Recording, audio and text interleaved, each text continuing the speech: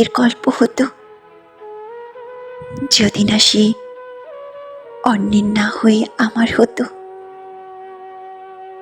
আমারও একটা মানুষ হতো, যদি না সে অন্যকে না ভালোবেসে আমাকে ভালোবাসতো। আমারও বাবুই পাখির মতো উঁচুতে একটা বাসা হতো, যদি শকুন আমার বাসাটা না ভেঙে দিত। আমারও একটা ফুলের বাগান হতো, যদি আমার নিজের একটা মালিনী হতো। আমারও সবার মতো সুন্দর একটা জীবন হতো,